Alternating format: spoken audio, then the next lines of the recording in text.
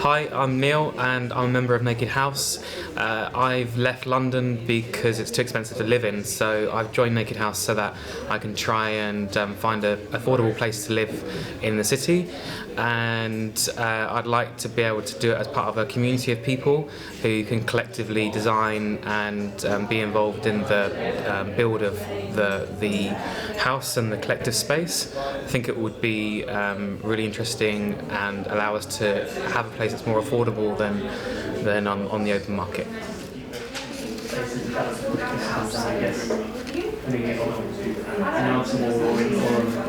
We always wanted a boathouse in Thamesmead, so we want to maybe all that stuff is concentrated in this boathouse. The boathouse is where you can bring your boat into the house and like park it up. The bar there, and it's supposed to work. And the workshop at the back, and there's a kitchen, and all of it happens in one space.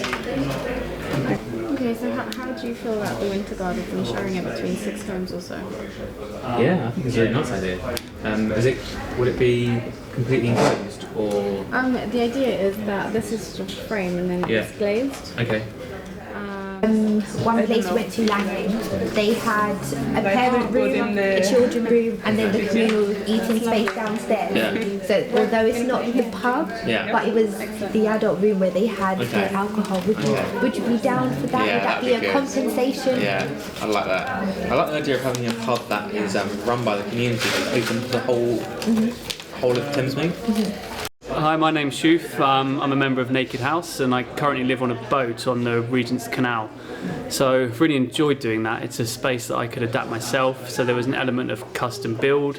There's also a good sense of community on the waterways, so I love all that stuff, but it is on the waterways and ideally I'd like to live back on land. So Naked House is a way of retaining those good things, but yeah, living on dry land. And I really like the idea of starting with something very, very basic, just the simplest space possible, that's possible to live in comfortably, so it's heated, it's got running water, but nothing else at all. And I find that quite exciting.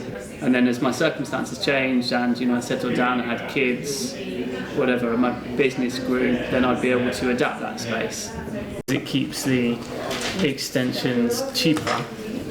But then how it works in terms of the terracing or units next to each other, I can't think. It's not working. Do you have another piece of paper? When you build it fresh, you're building things like this, which are the gable walls here and one over here. And then what you're saying is the first thing you do is you put a staircase in here and the kitchen, which maybe is close to it. Kitchen's not big enough. But then you have communal kitchens, so maybe it's not as important. And having it's really nice the way that goes out into the garden. I'm Lizzie and I live and work in London, and I currently live in a shared house with 6 people and we rent privately. It's like my own space is important, but it would be big. Not just with the co-house. Quite small.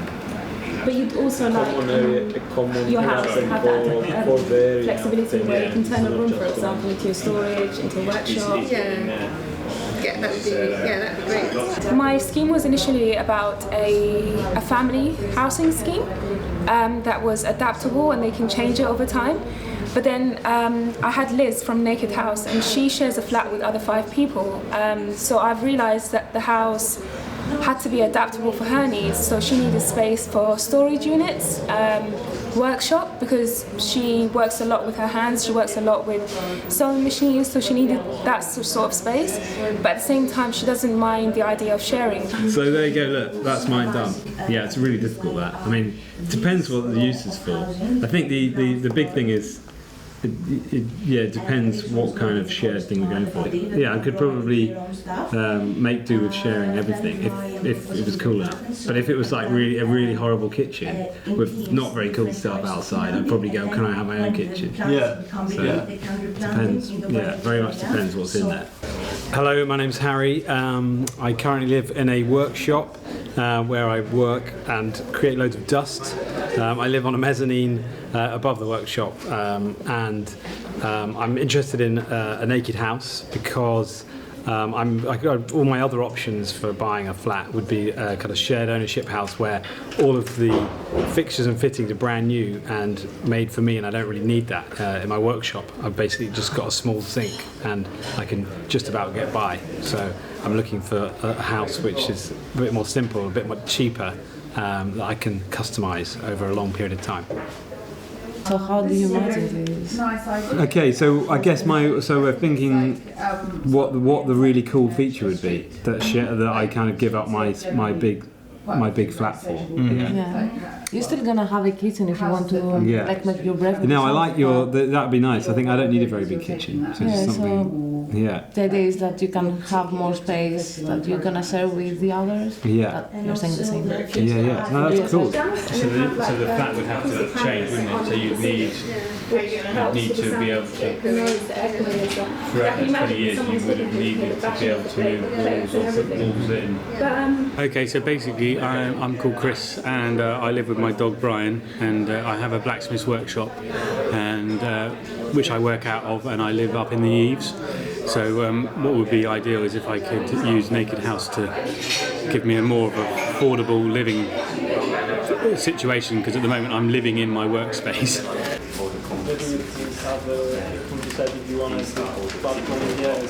Oh, I see. Yeah.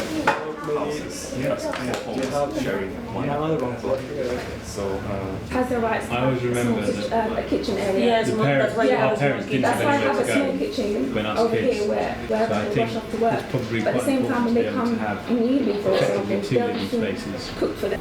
So I wonder whether I'd want a bedroom at the back here that goes onto a little area, and then I'd want kitchen, diner on this floor. Hello, I'm Rachel, and I currently live in a one-bedroom shared ownership flat in Stoke Newington in Hackney, and I would like to have more space because at the moment I have no storage and no room to expand or have a family or anything. So I like the idea of Naked House because I would like to buy more space and not spend money on things that don't matter so much, like kitchens and bathrooms. So you wouldn't want a car park? Car park inside the house? Yeah, so a garage? Yeah. Well, for me, I think a lot of people would, but for me it's not. Just put that in. What do you want? Like cycle I love storage, the idea of the kitchen here actually. Yeah, it'd be lovely, and you could have a terrace here. Yeah. And we think that we need a big house. Yeah. And I think A bigger sometimes house. you design it for the one time at its maximum capacity, which is like once a month maybe, but actually most of the time it's never at that level of use or capacity. So rather than designing it for the maximum, the peak, you design it for the average or the below average, so you can make the space smaller and a bit more intense. And it means that it should be smaller and cheaper, because all this thing has to be built, has to be paid for. Yeah. So it's how do you spread the cost of all the common stuff? Does everyone just pay an equal proportion of the cost to build it? How do you figure that out? That's kind of a key one for me. If it costs you £1 million to build a common house, does each family take a proportionate cost on top of buying their own property? Or do they rent it? Do they pay rent on it? Do they not? I don't know.